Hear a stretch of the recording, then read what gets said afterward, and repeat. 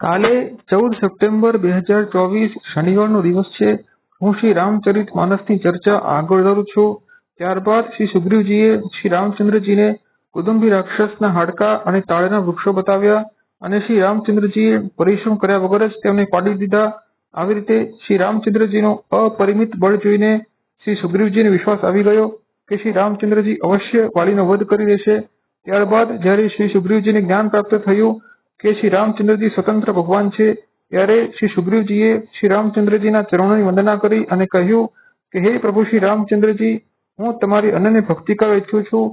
મારા માટે સુખ દુઃખ મિત્ર શત્રુ એ બધું અસત્ય છે, માત્ર તમારી ભક્તિ જ પરમાર્થતઃ સત્ય છે અને હું સ્વપ્નમાં પણ હવે મારા ભાઈ વાલીનો વધ કરવા ઈચ્છતો નથી અને હું મારા ભાઈ વાલીનો આભાર માનું છું કે જેના લીધે હું તમને મળી શક્યો અને તમારી ભક્તિ કરીને હું અત્યંત પ્રસન્ન છું।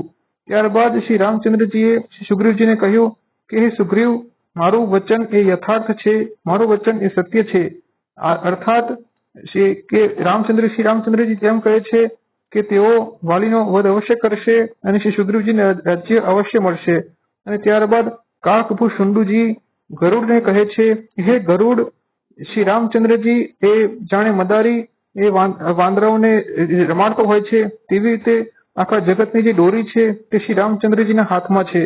ત્યારબાદ શ્રી રામચંદ્રજી શ્રી સુગ્રીવજીને પોતાની સાથે લઈ ગયા અને વાલીને સમીપ લઈ ગયા અને કહ્યું કે હે શ્રી સુગ્રીવજી, તમે વાલીની સાથે યુદ્ધ કરો।